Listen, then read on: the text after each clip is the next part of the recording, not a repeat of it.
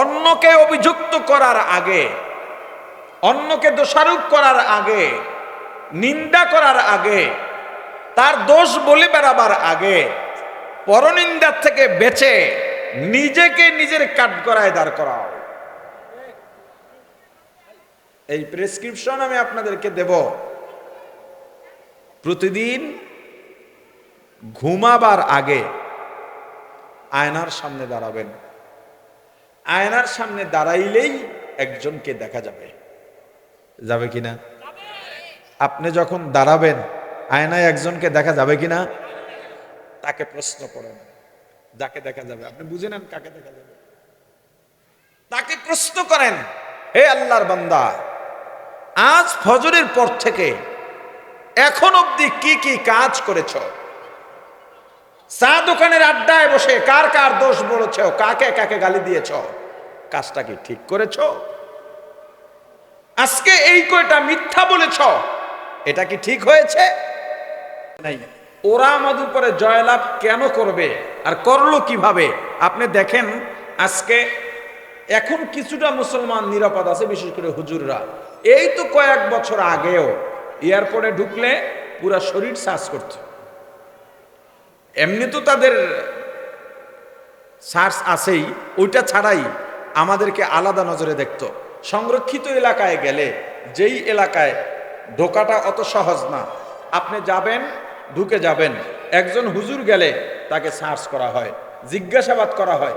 অথচ সবাই জানে হুজুরদের পকেটে পিস্তল থাকে না, ছুরি থাকে না, তারা খুনের সাথে জড়িত নাই, টেন্ডারবাজিতে জড়িত নাই, অন্যায়ের সাথে জড়িত নাই, দেশের জন্য হুমকি না, তারা মানুষ মারে না, কাউকে গালি দেয় না, বরং হাত উঠাইলে শুধু নিজের জন্য দোয়া করে না, পুরো জাতির জন্য দোয়া করে। এটা সবাই জানে। জানার পরেও হুজুরদের সন্দেহ করে কেন? এই চিন্তা ওরা আমাদের ভেতরে ঢুকায় দিছে, এখানেই ওদের সাকসেস। মানসিকভাবে সবার ভিতরে সন্দেহ ঢুকাই দিতে পারছে আলেমদের ব্যাপারে। এটা আমাদের অসচেতনতা, আমাদের সংস্কৃতি আমাদের মাঝে নাই, আমাদের পরিভাষা আমাদের মাঝে নাই। যারা ছাত্র বা আলেম তারা জবাব দেবেন না, সাধারণরা বলেন। আল্লাহর কুদরত যদি দেখি আশ্চর্যজনক বা শুনি, তখন আমাদের কি বলা উচিত? বলেন, জোরে বলেন। দেখছেন, আবার হুজুরের মধ্যে মিল নেই। এই কয়টা মানুষ সবাইকে একপথ কইছে, কথা কয় না। এই যে যারা বললেন আলহামদুলিল্লাহ, পরিভাষা জানেন না, জানা নাই, তাও তো বলছেন, একটা তসবিহ বলছেন, যেটাই বলছেন সওয়াব আছে। কিন্তু আপনি চারপাশ দেখেছেন, আপনার সন্তান, আপনার নাতি নাতিন, আপনার স্ত্রী, আপনার মেয়ে, আপনার ভাই, প্রতিবেশীর ছেলে, তারা কি ব্যবহার করে? আল্লাহর কুদরত দেখলে আমরা বলবো সুবহানাল্লাহ। পড়েন একবার সবাই। এই যে সুবহানাল্লাহ পড়লেন, লাভ কি? রাসূল করিম সাল্লাল্লাহু আলাইহি ওয়াসাল্লাম বলেছেন, একবার সুবহানাল্লাহ পড়লে জান্নাতে একটা ফলের বাগান দেওয়া হয়। ফলের বাগানটা কত বড় এইটা হিসাব করা যায় নাই, তবে বাগানের একটা গাছ কত বড় এটা হিসাব করা গেছে। আচ্ছা বলেন তো, কয়টা গাছ মিলে একটা বাগান হতে পারে? 10টা, 20টা, 100? আমার একটা ফার্ম আছে, 3000 উপরে আম গাছ আছে, এরপরও মানুষে সেটার আম বাগান কয় না। আমি হিসাব করছি 10,000 আম গাছ যেদিন লাগাম ওই দিন কইব যে এটা হুজুরের আম বাগান। বোঝা গেল 2-4 হাজার গাছেও বাগান সহজে হয় না। এখন একটা গাছের কথা বলি, সুবহানাল্লাহ বলার দ্বারা জান্নাতের যেই বাগানটা আপনি পাবেন, ফলের বাগান, এর একটা গাছ আয়তন কেমন হবে? রাসূল করিম সাল্লাল্লাহু আলাইহি ওয়াসাল্লাম বলেছেন, জান্নাতের একটা ফল গাছ ডালপালা শাখা প্রশাখা 500 মাইল জুড়ে থাকবে। কত মাইল? মাইল বলছি, কিলোমিটার বলি নেই। কি বলছি? আচ্ছা, 1 মাইলে কত কিলো জানা আছে? আমরা নরমালি হিসাব করতাম 1 মাইলে 1.5 কিলো, হিসাবটা ভুল, সঠিকটা জানা দরকার। হ্যাঁ, আপনারা ঠিক আছে। হিসাবটা কেন জানা দরকার জানেন? এখানে এই হিসাবের সাথে একটা মাসালা সম্পর্ক আছে, সম্পৃক্ত। আপনি যখন নিজ বাড়ি থেকে 48 মাইল বা ততোধিক দূরত্বের জার্নিতে সফরে বের হবেন, শরীয়তের পরিভাষায় তখন আপনি মুসাফির। যখন এই নিয়তে বের হবেন, এত দূরত্বের নিয়তে, আপনার এলাকা ছেড়ে অন্য এলাকায় পড়লে গন্তব্যে যাওয়া পর্যন্ত পথে যত ওয়াক্ত নামাজ পড়বে, যেই ওয়াক্তে 4 রাকাত ফরজ আছে, ফরজ পড়তে হবে 2 রাকাত, সুন্নত মাফ, পড়লে সেটা নফল হবে। এখন আপনি যদি মাইলে 1.5 কিলো হিসাব করেন, তাহলে এখানে পেশ লাগবে মাসালায়। কারণ 1.5 কিলো হিসাব করে 48 মাইলে 72 কিলো হয়, কিন্তু 72 কিলোমিটারে কসর হয় না, মুসাফির হয় না, মোটামুটি 78 কিলো লাগে, কিছু কম। এজন্য বলছি মাইলের হিসাবটা মাসালার সাথে যেহেতু সম্পৃক্ত, এটা মাইল আর কিলোমিটার, এটাকে ভালোভাবে জানতে হবে। এবার আসেন, 500 মাইলে তাহলে কত কিলো হয়? 800 কিলো হয়। কত হয়? এবার ধরেন জান্নাতের একটা ফল গাছ ঢাকার 0 পয়েন্টে লাগানো হলো, তার মানে একটা ফল গাছ জান্নাতের ঢাকার 0 পয়েন্টে লাগালে পুরো বাংলাদেশ কভার, বরং বাংলাদেশের বাইরে গিয়ে ডাল পড়বে। কেন? ঢাকার 0 পয়েন্ট থেকে বাংলাদেশের কোন প্রান্ত 800 কিলো নাই। কক্সবাজার টেকনাফ ঢাকা থেকে 800 কিলো নয়, সিলেট সুনামগঞ্জ ছাতক 800 কিলো নয়, শেরপুর ঝিনাইগাতি 800 কিলো নয়, কুড়িগ্রাম রংপুর 800 কিলো নয়, কুষ্টিয়া ভেড়ামারা ঢাকার 0 পয়েন্ট থেকে 800 কিলো নয়, খুলনা কুয়াকাটা ঢাকার 0 পয়েন্ট থেকে 800 কিলো নয়। তার মানে একটা গাছ জান্নাতের আয়তন কি? পুরো বাংলাদেশ। তো এইরকম একটা গাছ, এরকম কয়েক হাজার গাছের একটা বাগান পাওয়া যাবে, যেই বাগানে, ওই বাগানটা কত বড় হইতে পারে? তাহলে একবার সুবহানাল্লাহ বললে এর একটা বাগান পাওয়া যায়। কিন্তু আমরা আল্লাহর কুদরত দেখলে বা শুনলে কি বলি? ওয়াও, কি আও, কথা কয় না। আরেকটু আপডেট হয়ে এখন বলে ওএমজি। কি এমজি বলেন? ওএমজি। ওএমজির ফুল মিনিং কি? ও মাই গড। কি? আরে বলে না কি? ও মাই গড মানে ও আমার আল্লাহ, ওরে আল্লাহ বলে না, ওরে বাপরে বাপ, ওইটা আর কি, ওরে আল্লাহ, সেটাকে বলে ওএমজি, ও মাই গড এটা বলে। কিন্তু কথাটা তো ভালো, শব্দ গিয়ে ফেস লাগছে। আল্লাহকে গড বলা শিরিক,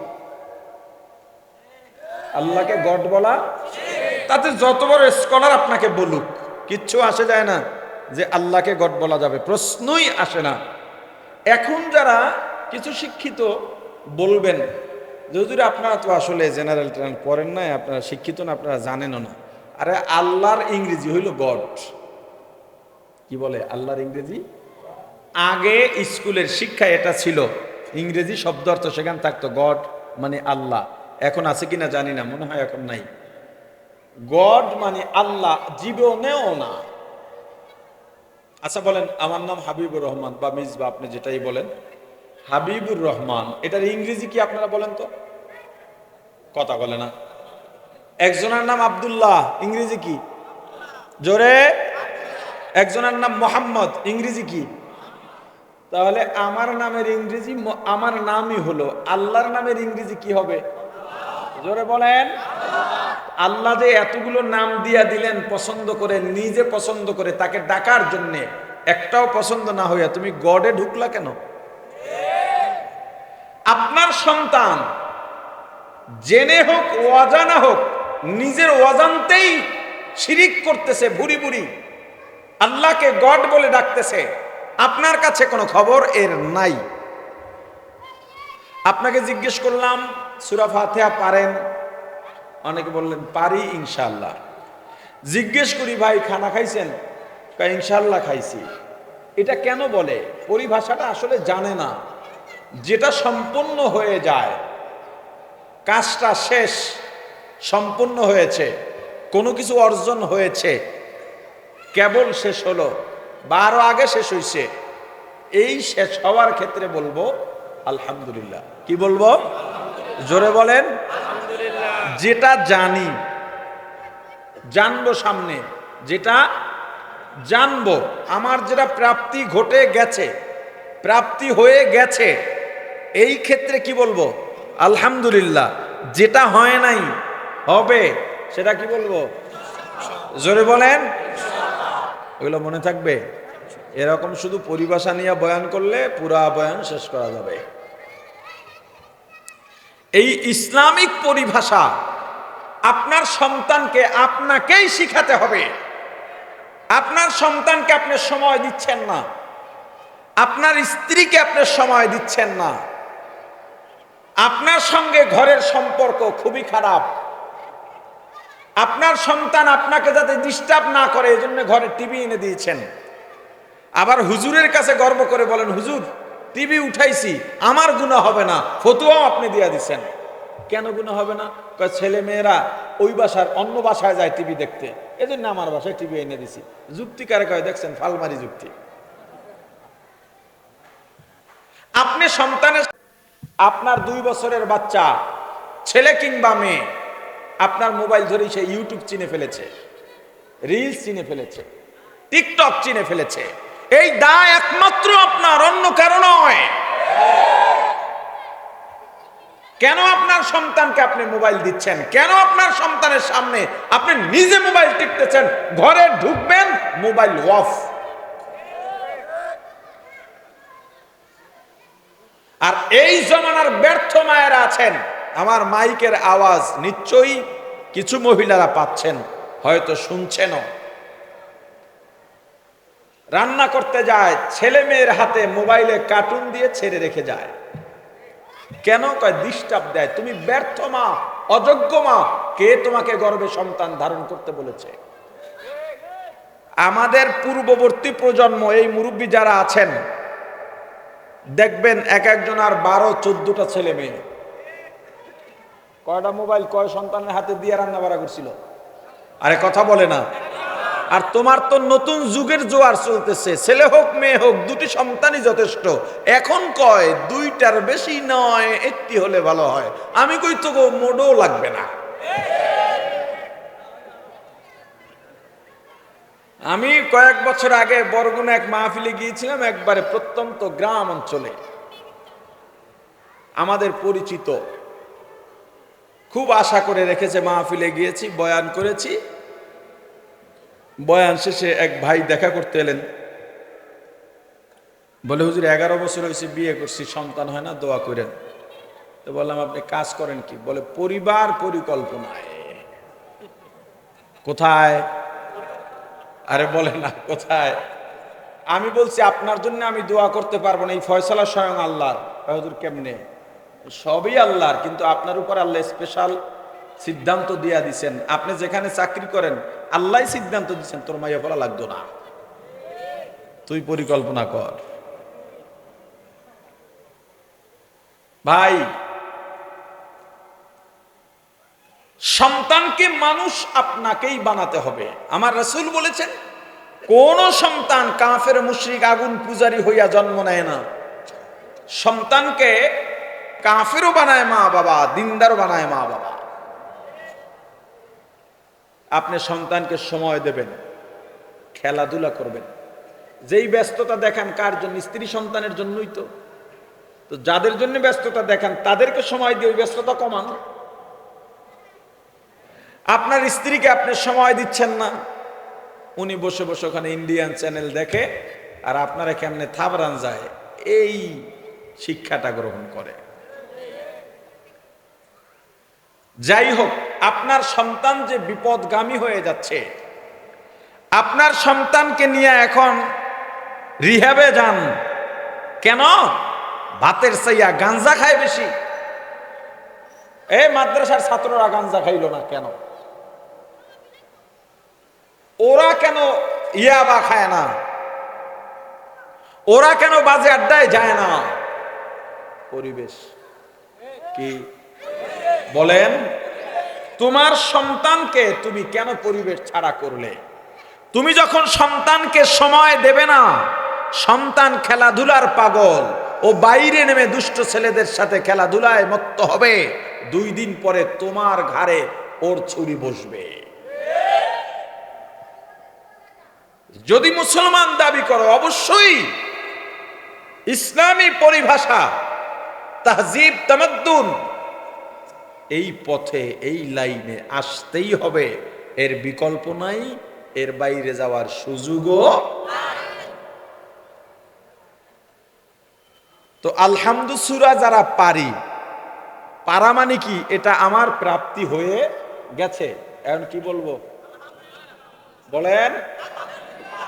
যারা বলছেন আপনাদের জন্য আমার রাসূল ঘোষণা দিয়েছেন জান্নাতের দরওয়াজা খুলে গেছে, যারা বললেন না, কি কারণে বললেন না? যারা বলছেন টাকা দেওয়া লাগছে, শরীর কমছে, না খাই থাকা লাগবে, যারা বলেন নাই আপনার মনে কি দুঃখ আজকে বলেন যে হুজুর আমার অনেক দুঃখ, এজন্য আমি আলহামদুলিল্লাহ বলি না, সুবহানাল্লাহ বলি না, আল্লাহু আকবার বলি না। এই কি দুঃখ দেখি, আপনার দুঃখ আমরা লাঘব করে দেব। কিচ্ছু নাই, শুধু কলবটা ইবলিসের দখলে চলে গেছে। আমার নিজের আমলের খবর নাই, অন্যকে নিয়ে পড়ে থাকি 24 ঘন্টা। অন্যকে অভিযুক্ত করার আগে, অন্যকে দোষারোপ করার আগে, নিন্দা করার আগে, তার দোষ বলে বেড়াবার আগে, পরনিন্দার থেকে বেঁচে নিজেকে নিজের কাঠগড়ায় দাঁড় করাও। এই প্রেসক্রিপশন আমি আপনাদেরকে দেব। প্রতিদিন ঘুমাবার আগে আয়নার সামনে দাঁড়াবেন। আয়নার সামনে দাঁড়াইলেই একজনকে দেখা যাবে, যাবে কিনা? আপনি যখন দাঁড়াবেন আয়নায় একজনকে দেখা যাবে কিনা? তাকে প্রশ্ন করেন, যাকে দেখা যাবে আপনি বুঝে নেন কাকে দেখা যাবে। তাকে প্রশ্ন করেন, হে আল্লাহর বান্দা, আজ ফজরের পর থেকে এখন অবধি কি কি কাজ করেছ? চা দোকানের আড্ডায় বসে কার কার দোষ বলেছ, কাকে কাকে গালি দিয়েছ, কাজটা কি ঠিক করেছ?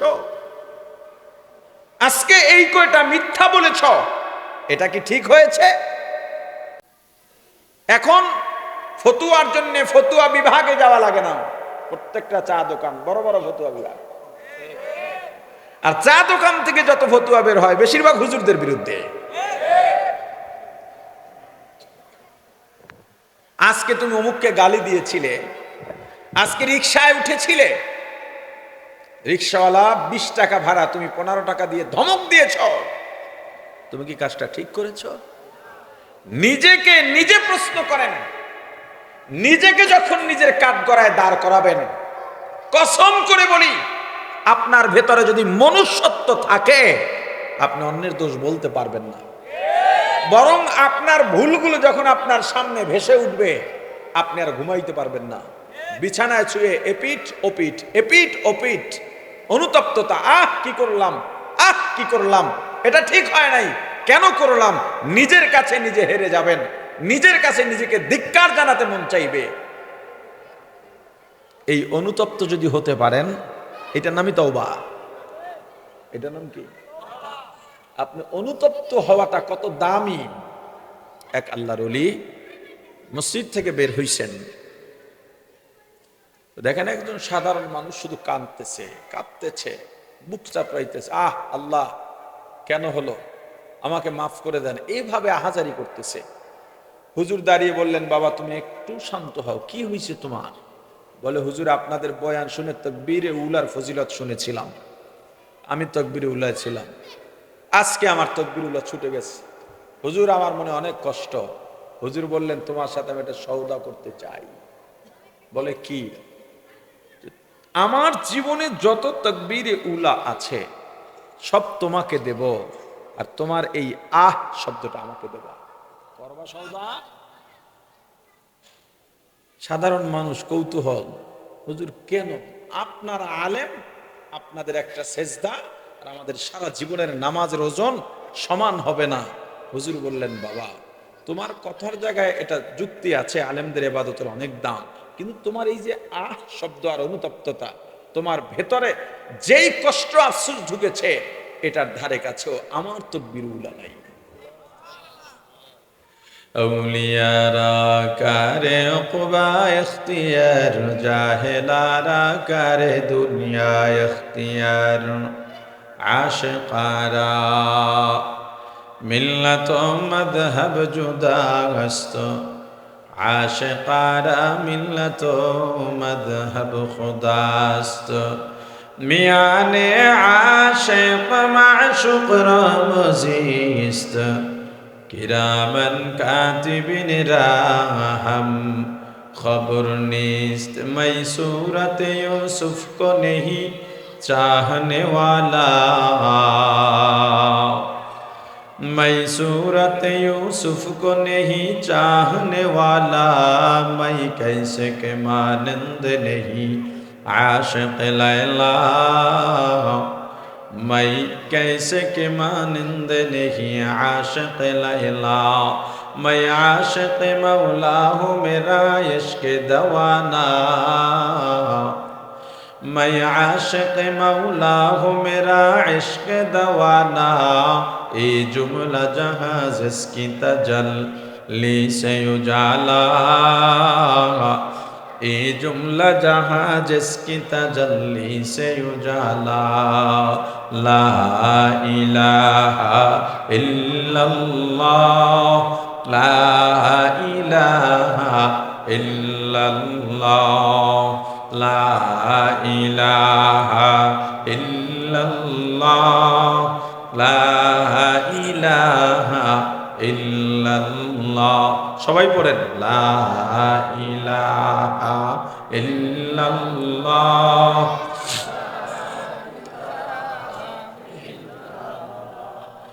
লা ইলাহা ইল্লাল্লাহ লা ইলাহা ইল্লাল্লাহ লা ইলাহা ইল্লাল্লাহ লা ইলাহা ইল্লাল্লাহ।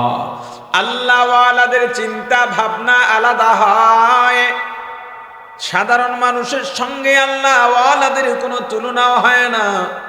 তাদের কাজ, তাদের আমলের ভেতরে নিয়তের ব্যবধান থাকে আমাদের সাধারণ মানুষের সঙ্গে।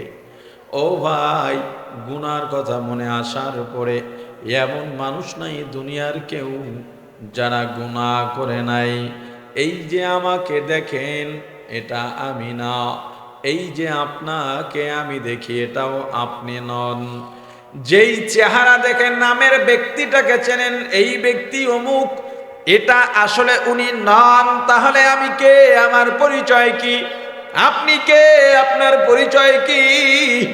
ঘরের দরজা বন্ধ করে অন্ধকারে একাকী নির্জনে যখন সময় কাটাই, তখন যেটা করে বেড়াই, ভেবে বেড়াই, দেখে বেড়াই, লিখে বেড়াই, ওইটাই আমি, ওইটাই আপনি। জনসম্মুখে সবাই তো দরবেশ সেজে বের হয়, তার আসল রূপ তাকে নিজের কাছে। পতিতালয়ের বেশ্যারাও তো বোরকা পরে বের হয়, তার মানে সে কিন্তু পর্দানিশী না। হकीकत से तो दुनिया बेखबर है, दुनिया की नुमाइश पर नजर है नमी गोयम के आज दुनिया जुदा बाश बखर कारे के बाशिबा खुदा बाश सिस्ते दुनिया از خدا غافل بودن نیقماشون قرغفر जिंदजान दुनिया में हो दुनिया का तलब गार नहीं हो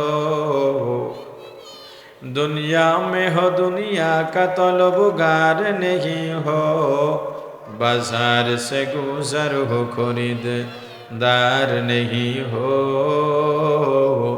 बाजार से गुजर हो खरीददार नहीं हो, जागा जी लगाने के दुनिया नहीं है, जागा जी लगाने के दुनिया नहीं है, ये इबरत की जाहे तमाशा नहीं है,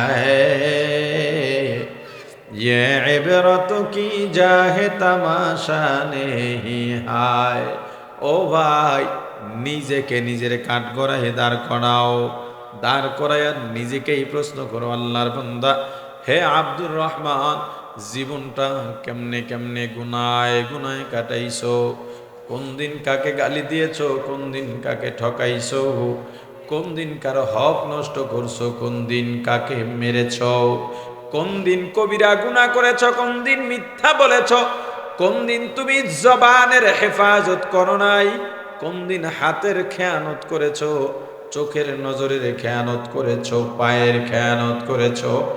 নিজেরটা নিজের সামনে ভেসে উঠবে। এরপরে যদি আপনার ভেতরে অনুতপ্ততা আসে, বুঝবেন কিছুটা মনুষ্যত্ব আছে, সঙ্গে সঙ্গে তওবা করে ফেলেন। আর যদি দেখেন অন্যায় করার পর অনুতপ্ততা আসে না, বুঝে নিবেন আপনার মাঝে আর পশুর মাঝে কোনো ব্যবধান নাই। একটা কথা সব সময় মনে রাখবেন, এই কলবটাকে সাফ রাখা লাগবে, পরিশুদ্ধ রাখা লাগবে। কিয়ামতের ময়দানে কলব ছাড়া কোনো কিছুর দাম নাই। ক্ষমতার পাওয়ার কিয়ামতে চলবে না, সম্মানের পাওয়ার কিয়ামতে চলবে না, নেতা নেত্রী দুনিয়ার প্রভাব প্রতিপত্তি কিয়ামতে কোনো কাজে লাগবে না। কিয়ামতে কাজে লাগবে এই পরিশুদ্ধ কলব। কি কাজে লাগবে? জোরে বলেন।